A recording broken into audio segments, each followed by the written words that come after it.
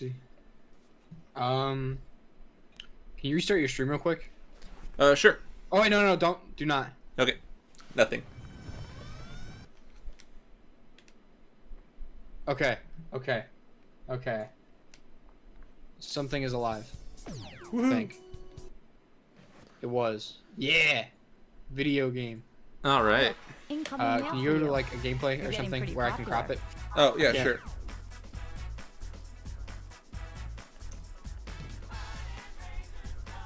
Let's go. Don't mind these loading screens. A gameplay. I speak English, I promise.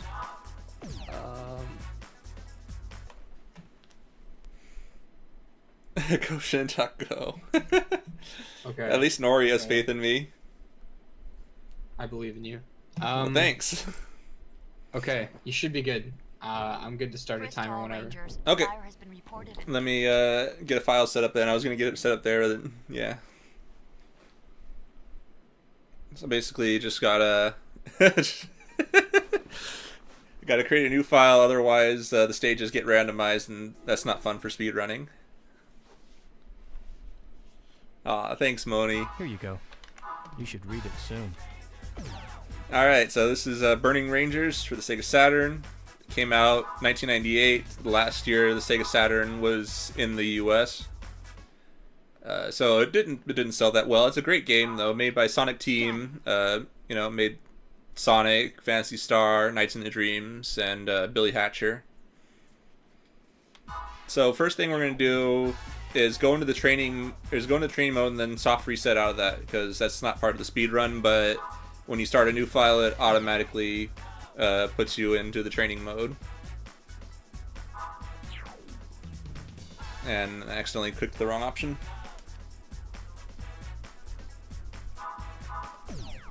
And we got some brutal load times here.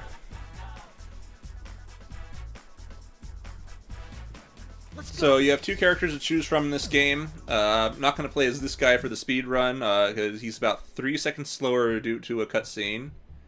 For whatever reason, one of his cutscenes is just ever so slightly longer. So there we go. Soft reset out of that. Now we can get into the actual run.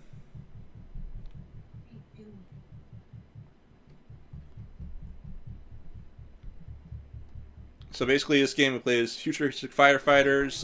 Your goal is to put out fires and save people, but we're not going to do much of either. There's a few people you do have to rescue that are mandatory as part of the story, but we're going to skip them. Let's skip anyone else who is not them. So we're going to play as Tillis, slightly faster, just because of an unskippable cutscene. But other than that, they both play exactly the same. So you ready on the timer?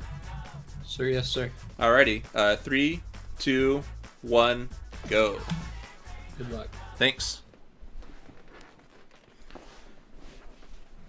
So the main thing you might notice this game, if you played Phantasy Star Online, the art style is very similar because it's by the same artist, a lot of the same team, and there's even a lot of references to Burning Rangers in Phantasy Star Online. It's like this game was not a commercial success anywhere. It just came out at a really bad time, like way too late in the Saturn's life cycle to make a dent. But it's a great game that has a lot of really nice movement, and for the most part it performs well. So we're going to skip over that person there, just dash along. You have a few different options for movement at your disposal. You have different kinds of jumps. Our main form of movement is going to be the dash movement, where basically you press the direction you want to go and the jump button at the same time, and that'll basically just let you move real quickly. And then you have different kinds of jumps. You have that jump right there. If you press jump twice in quick succession, you get a really high jump, but where you get a lot of vertical height, but not a whole lot of horizontal movement. And then you have one where if you delay the presses between the jump, you don't get as much height, but you get a lot more control over your movement. So we're going to hit the switch here, open the door, turn on the lights. And basically this game has like a voice navigation that like keeps you feeds you a lot of information on where to go. and we mostly ignore it, but it does a good job of keeping up with you when you're going fast. Like, it'll cut off one voice clip and move to the next if you're going too fast, so at least that's nice. But sometimes it will mislead you because it's trying to tell you to do certain things to like lead you to where to go. Turn to the right. You know, like basically it'll take you to a locked door first and tell you, oh, go find the switch to unlock this door, kind of thing. The inner shutter opened. Let's go in. But so this game has a lot of voice acting. They really went all out when localizing it. So here's the first guy. That's the mandatory rescue. There's one more in the stage. Basically, he's just a worker for this facility that's on fire, and the doctor locked himself in. Leave him to me, don't worry. Confirming the transport coordinates. Begin transport. And now he's rescued. Every time you rescue someone, it takes crystals. Crystals also act as your health bar in a sense. If you're familiar with Sonic games, as long as you have at least one crystal, you won't die. But if you get hit, you lose your crystals and you have to recollect them. There are crystals out about in the field. You can get crystals by putting out fires. They drop crystals. You can destroy crystals as well if you do a charge shot, which we'll get into later with like the boss fight. Because there's no real reason to use your weapon until the boss fight in the first stage. There should be a switch near you. So you can just jump over fires really easily. Oop, got caught in the door there. I found the emergency override switch. So this game has a decent number of like in-game cutscenes, and then after you finish a stage, there's generally an anime cutscene as well, but we can skip those, and we will, which is too bad. They're pretty decent. And the game has a decent story. If you're familiar with Sonic Adventure 2, a lot of that story was inspired from this game. At least in terms of near the end of Sonic Adventure 2, it aligns with a lot of stuff that happened in this game. You're the closest. Check it out. Copy that. Nope. So now we're just going to go this way. Keep going straight. Oop. Take a left. And sometimes this game can get a little laggy and you can get dropped inputs. But if you notice, like the few meters there, there's one on the top that's turning red and then just turned green. Basically, it's basically your danger meter in a sense. When it gets completely red, there'll be a series of explosions that happen, Enter that room. and they'll just chase you around for like a little bit of time. And in order to prevent that meter from going down, you have to put out fires. But since we don't put out fires, the meter's constantly dropping. I found a survivor. And then, What are you doing? Do something about that monster. What? and that's basically the only like HUD item besides how many crystals you have Your priority is to that has any meaningful information off to you. Like the other stuff, it's there. It doesn't really do anything though. transport confirmed. Okay. Hey, what are you doing? So now we're going to be coming up to our first boss fight. Every stage finishes with a boss fight except for one. Mutated and is growing quicker than expected. Oop. I'm okay. I'm okay. It was just a little bit too low because you can usually fly through the fires because the hitbox for the fires is really low. So in this room, there's basically some platforms that you have to jump up, but we can just skip that by doing a jump here, grabbing this ledge, and bam! Now we're at the boss. Of that flower is the core. Aim at that. And this boss is super easy. We just have to hit its the bulb a few times and avoid getting hit by the fire. It's not over yet. So if you notice, I'm jumping every time I charge a shot. For whatever reason, you charge your shots faster in the air than you do while standing on the ground.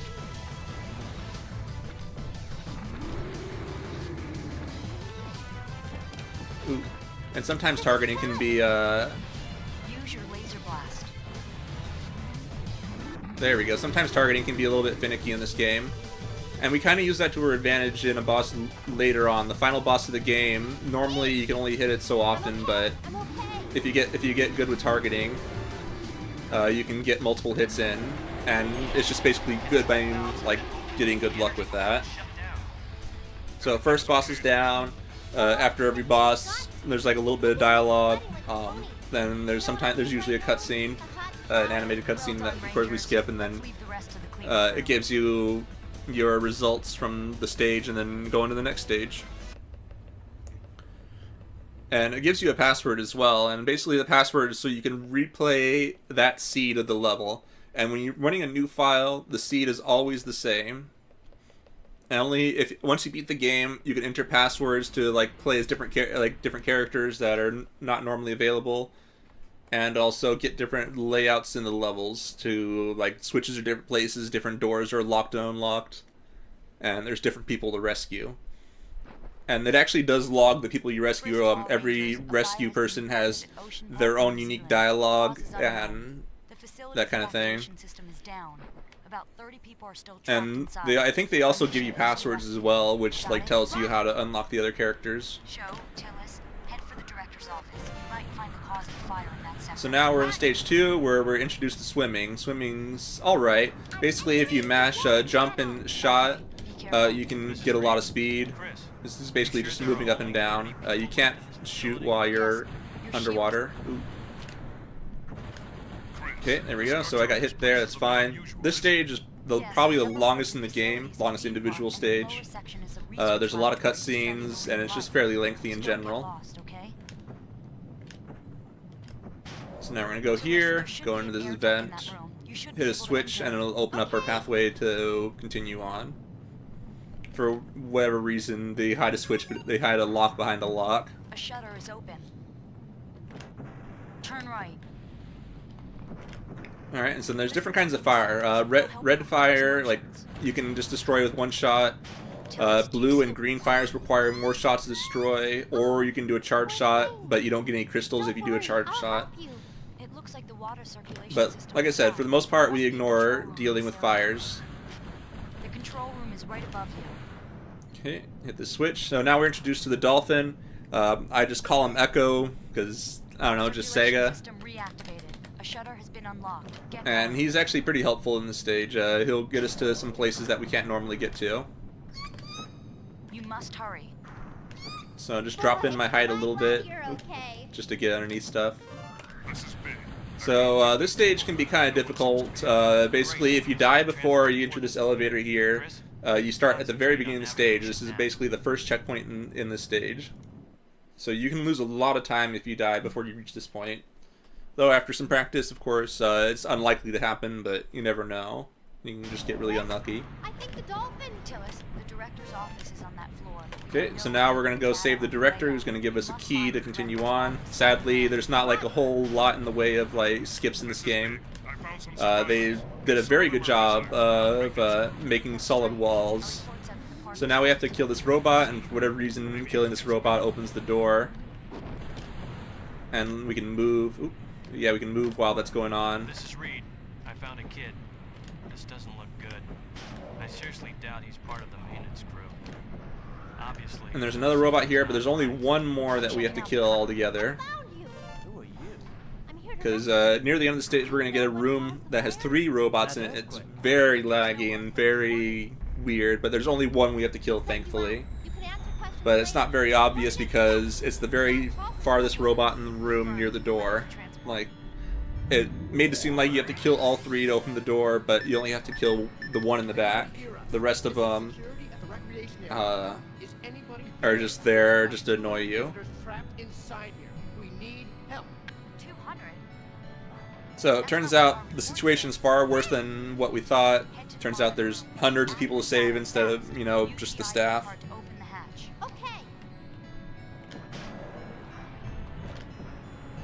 So now we got the key card, which you can only get from that cutscene. I'm okay. I'm okay. And then there's a little bit of tech I learned fairly recently. If you get hit and you press either the X or Z button, you can recover your crystals slightly quicker. Like basically they'll start coming back to you instead of just flying off. Can we make any headway? We have to. This is the shortest way. Let's go. And another robot here, you can just ignore it. There's a large energy reading in your area. Watch yourself. Big, Reed, report. This is Reed. We're almost there. So now we're getting another cutscene here.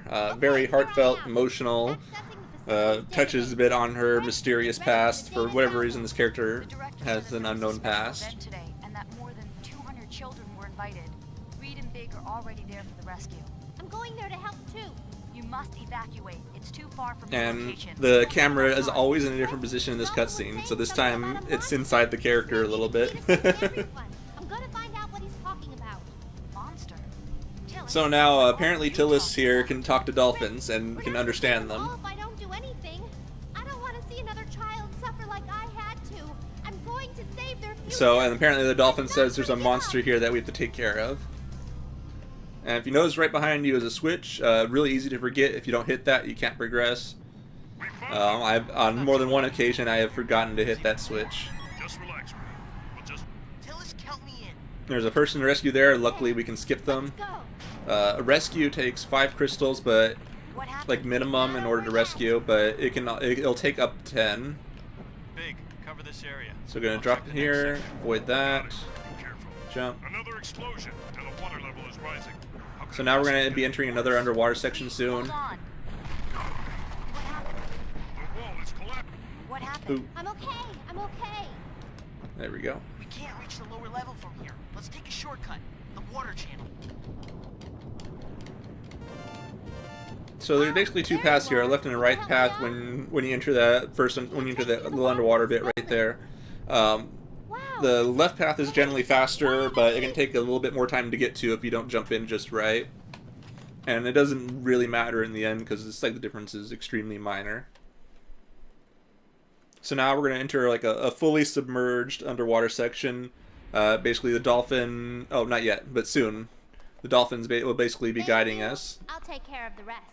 I thought that this was the part, but it's a little bit later. Just getting ahead of myself. The new data analysis indicates an existence of a huge energy reading at the Oops. bottom. There we This go. is what you were talking about. Chris, Tillis, So now we're gonna get it going here. Our platform's gonna blow up. How's Tillis doing? what happened? Whoa, okay. I'm okay. that's unfortunate. Joe. Tillis, follow me. Yeah, right. Eat my dust. Ow! It's not over yet. There we go. So gonna go through some doors. It's really easy to get lost here because there's in some spots there are a lot of doors. Don't rush. We're okay. Proceed carefully. There we go. Okay, here we go. Now we're entering a fully underwater section. It's not very long, but it can be really easy to get stuck on corners because for whatever reason, corners like to hold you in place. I won't be able to provide accurate navigation data while you're in the water, so be careful. And underwater movement is mostly good, but if you're trying to go fast, you lose a lot of the nuance of moving underwater. What is he saying? He says there is a monster below. He says it's been the cause of this mess. What? Can you take me there? Yeah, she speaks dolphin. I'm not sure how, but she can. And, like, if you play through this with Show, he'll just follow the dolphin, but doesn't understand what the dolphin's saying. Yeah, see, so sometimes you get stuck on the walls there. And it's only really a problem in that section. What exactly is under the lab? An old transmitting device was found when the lab was built. Okay, there we go. Now we're out of the underwater section. There's one more underwater section, but it's extremely short. But it's going to start getting a little scary from this point on because explosions are, I guess I think they call them accidents, but are going to become more frequent. Data of the area you're in now. You must find a way out. Chris! Give me a second. Tillis, time is running Okay, there we go. So sometimes there's a door here. Depending on how fast you are, sometimes it'll be open all the way, sometimes it'll be halfway open, and there's actually been occasions where it's been closed. Destroy the central joint But of the it doesn't really affect you, it just means that if it's closed you have to go around, but that's rarely the case. Great. Now Okay, so in this room there's 3 robots, and auto-target's going to want to try to target the wrong one. Readings around you.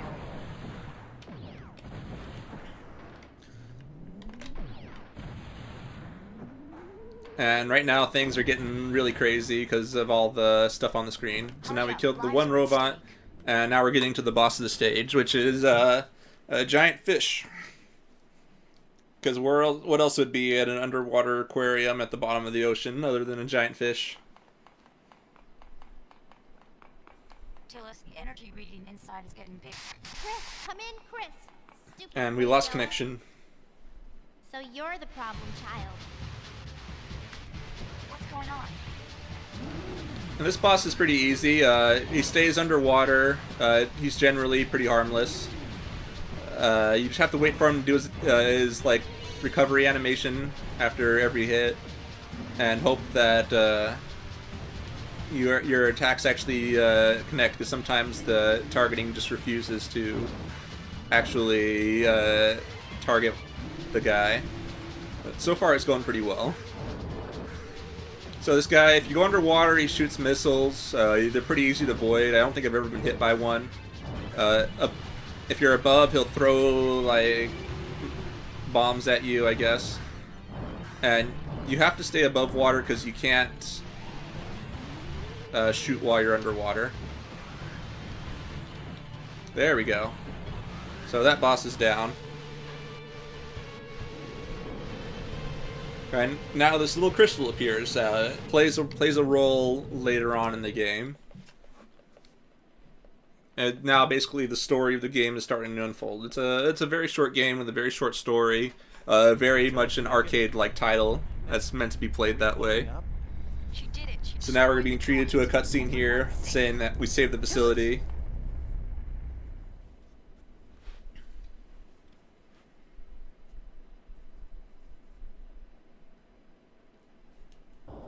So now the place is now returning to the surface. Basically, it was tethered underwater, and the place was starting to leak and sink and all that stuff. So we had to release the tether. What happened to her? And the only way to do that was to kill that fish for some reason. Okay.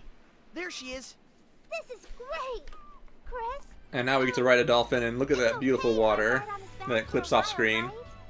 Please? Just speak fishy. Okay, but only if I can get to ride first.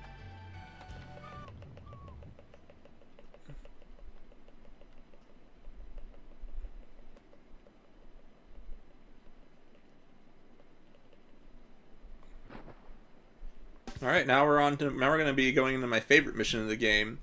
Basically, we're entering the space colony that is being dismantled because it's been inactive for many years or something like that.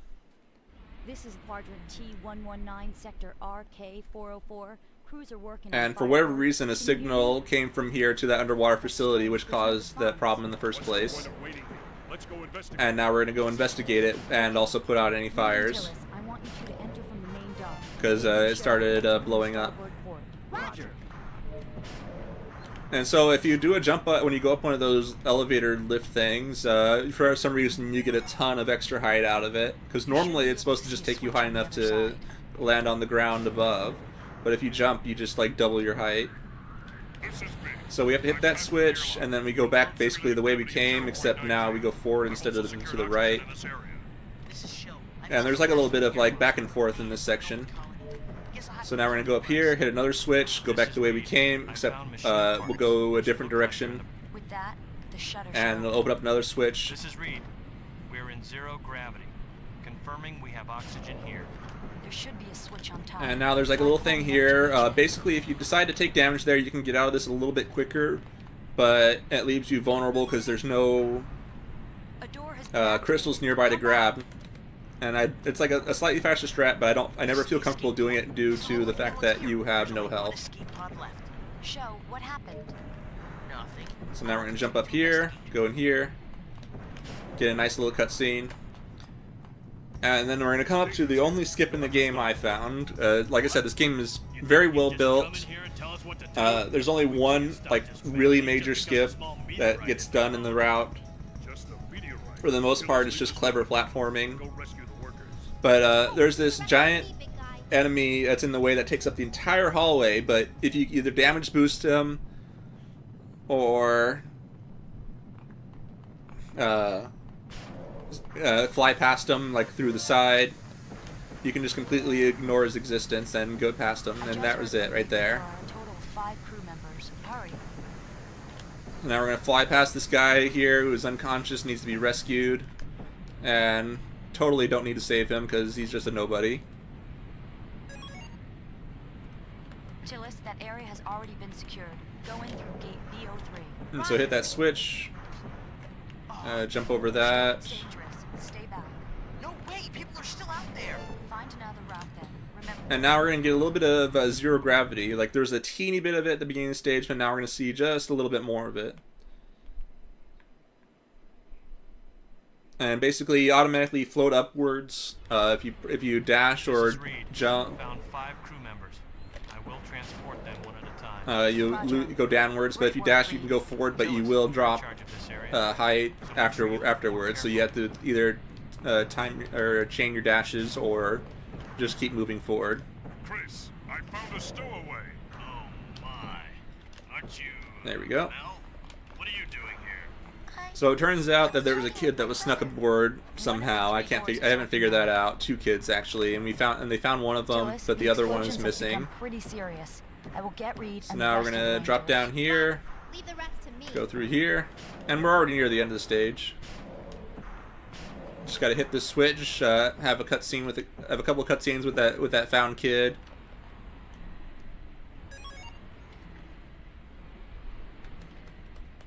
And then we gotta escort him to an escape pod.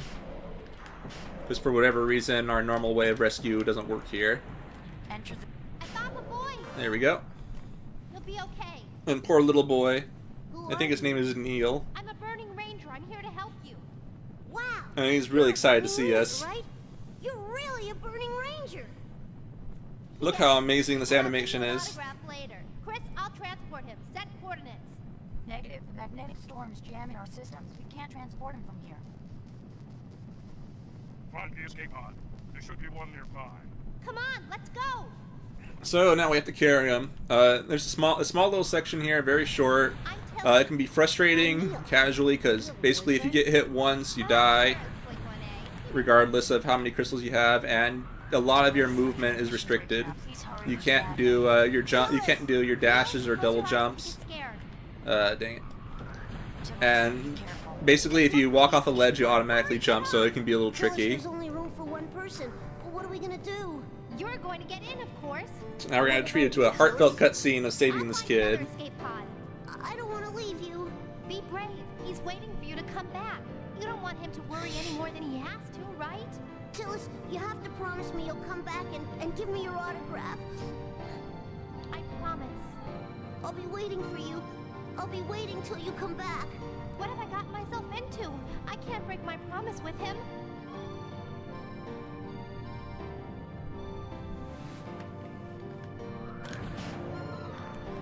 Alright, now we're getting to the second easiest boss in the game. Basically, this boss is that crystal we saw in the last stage, Same thing I saw except in the now it letter has like a letter. suit of armor that pulls together, and basically you just keep shooting it until you can hit the crystal. Because it's armor, it comes apart. So we're just gonna jump and try not to do it too fast, because otherwise he'll go way far back and we don't want that. And we have to try to keep close to him, but not too close to where we can't target him, because if you're too close for whatever reason, targeting doesn't work. And this is turning out to be a very solid fight. There we go. Sometimes targeting will target just like random armor pieces instead of the core itself. So now that stage is done. And now we're getting into the more difficult part of the game. Basically, we're going to be treated to some platforming, and then followed up by some more technical platforming, and then the easiest boss in the game, but can be a bit annoying. Like, this guy is easier overall, but the other guy literally has no invincibility frames. Chris, come in. I lost her. What's going on out there? I need to get out of here. Watch out! There's that voice again. So now we're going to just do some platforming here. There's a tight jump you can do here. I'm going to try it. And I did not get it. Basically, you want to try to grab that ledge so you don't have to go over here and jump across. Technically, they want you to hit a switch, but we can just ignore it. There we go. So like, there's like a thing on the ceiling in the way that prevents you from normally getting that, but you can jump right. Go down. If you jump right, you can do it. There's a little mini boss here. You can just completely skip it because the exit's right there. But if you go in there, normally it's supposed to expect you to do that. And now we're going to enter Go down. the last underwater section in the game. It can be a little confusing to get around because it's not exactly clear on where you're supposed to go. Like, it gives you directions, but only after certain points.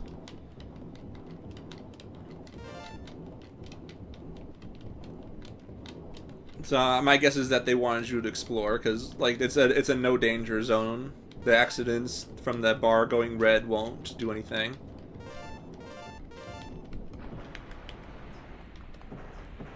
Okay, now we just go up this column here. Go straight.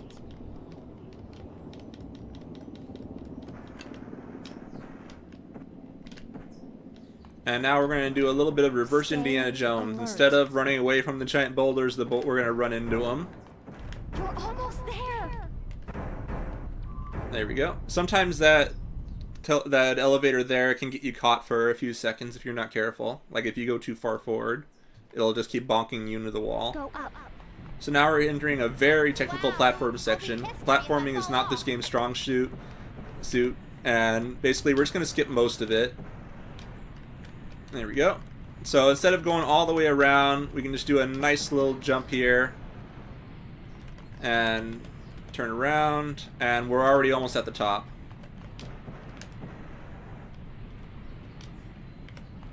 Ugh. This part always makes me nervous just because of how scary it can be. There we go. And now we're treated to the easiest boss in the game, but can be a little bit tough. Basically, this guy has no invincibility frames. His main source of damage is trying to knock you off the platform. Like, he does have an attack, but it never hits you.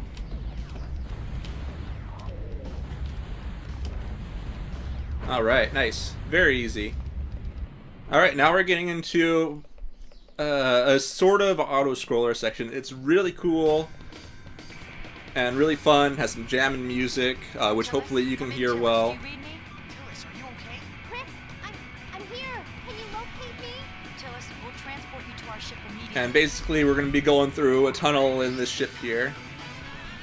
And the only reason I say partial auto-scroller is because you can speed up and slow down by either getting hit by obstacles to slow down or hitting boosters to speed up. And of course we want to hit as little obstacles as possible, ideally none, but that's not going to happen. Confirmed. Destination, ship's central core. Full blast. Roger.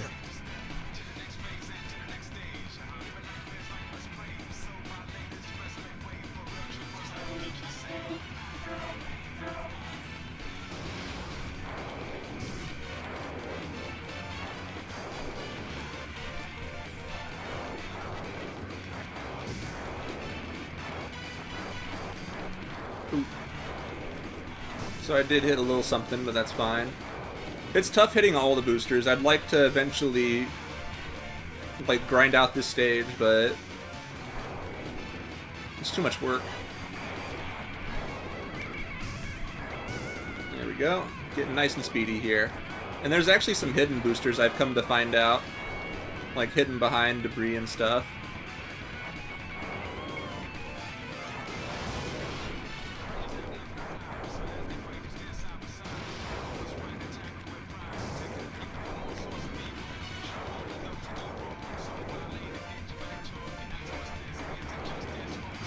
So basically I'm just mashing the attack button here just to clear any potential debris I can destroy.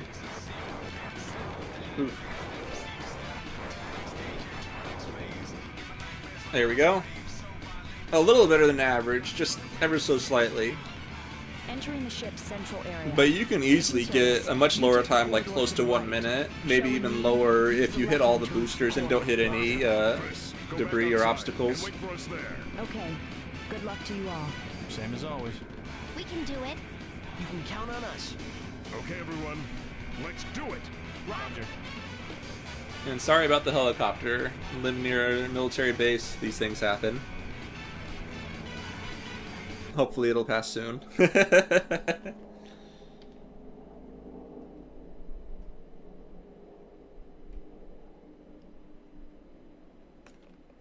Let's go. Alright, so now we're going to get into the one major skip of the game. Basically, we're going to jump up here. If we go any further into the next room, we're going to trigger a cutscene, and we don't want that, obviously. Okay, I'm being a little too light on my jumps here. There we go. So we want to stand up here, turn around, jump up here, and get up here. And bam, we skip the entire stage. And that also does some other interesting things. After we kill this boss, normally there's a cutscene. But since we skip the stage, we skip all the cutscene triggers as well. You can bring the cutscene triggers back if you die. But this boss isn't too hard. You just have to time your attacks and you're fine.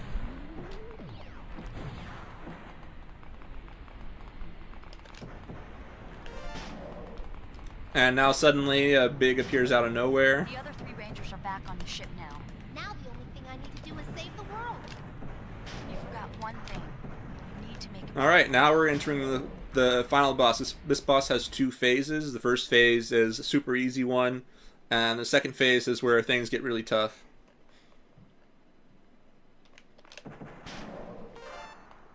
Basically, the first phase is like some sort of defense turret, where you have to attack the core.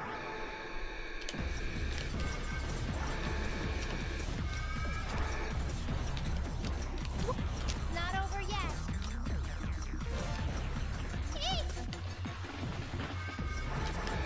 Okay, a little bit slow because I was just like hesitating on my shots a little. Okay, now we're entering the final phase of the final boss, so time will be coming up soon in the next like minute or 2. Yes, this is the Knights engine. They basically souped it up for this game. So whenever the wings are glowing, we can hit this boss. He has several different attacks. If you time your shots just right, you can get multiple hits in, because normally it only allows 1. After the first hit, he summons these things that prevent you from damaging him.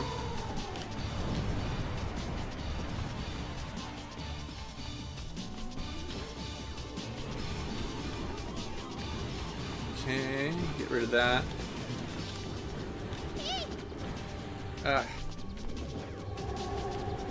Ooh, that was unfortunate. I grabbed the crystal, but it didn't come to me in time, so I have to redo this fight, which is too bad. I bet you know, what's a marathon run without a little spaghetti?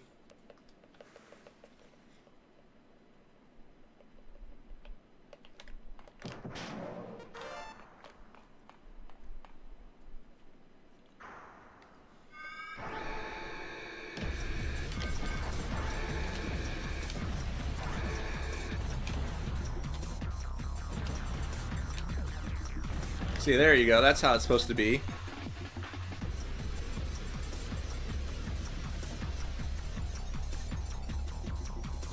And so now this is the guy that's been causing all the woes of the Burning Rangers in this game. And we just gotta take him down.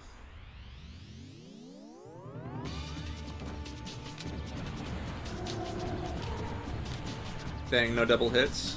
So you can get up to 3 hits per phase, but you have to time your hits really nicely.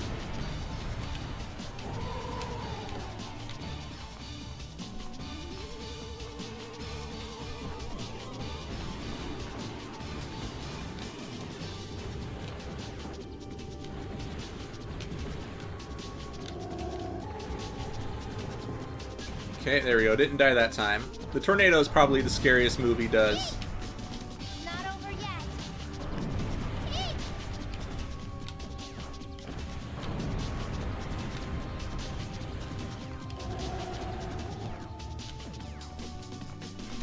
Okay, not getting any luck on the double hits, but for whatever reason he's repeating that move. That's unusual.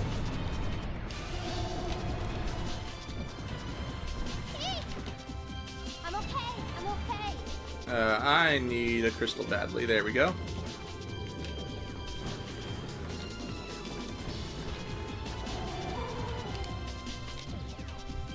So 2 more hits to go and then it'll be time.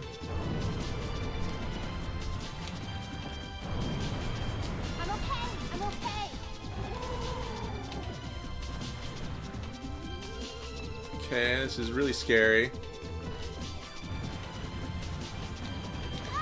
Yep, that was it right there.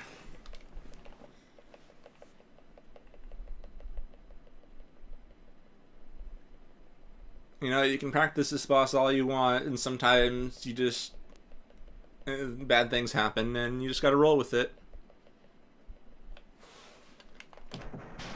It's too bad. This was shaping up to be a really good run too, but it looks like running a little slow now.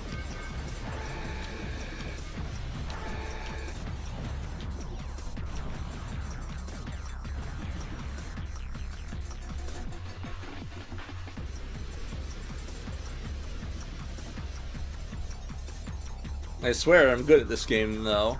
Maybe not the best, but I'm pretty decent.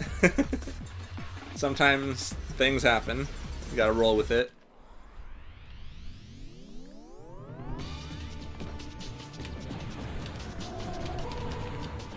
I'm okay. I'm okay.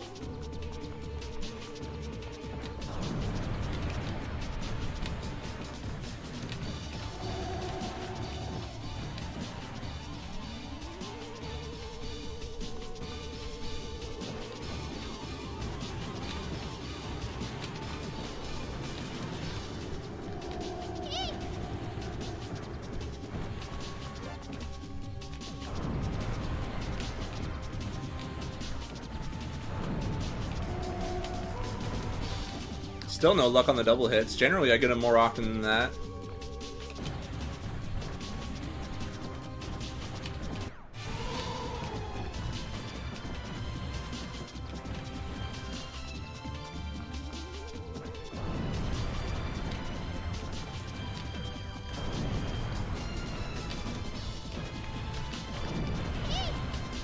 It's not over yet.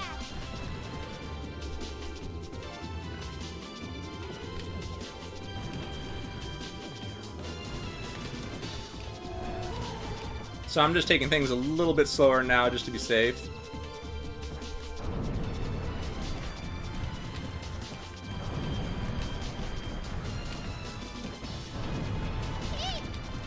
It's not over yet. See, please tell me there's a crystal somewhere.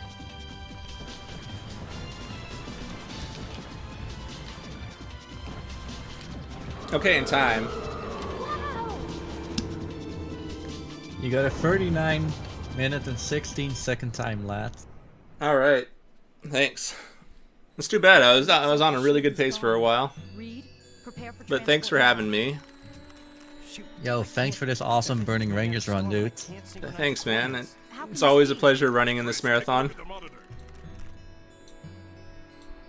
Yeah, you were here last time as well. Yep, I ran Night's End this game. Sweet.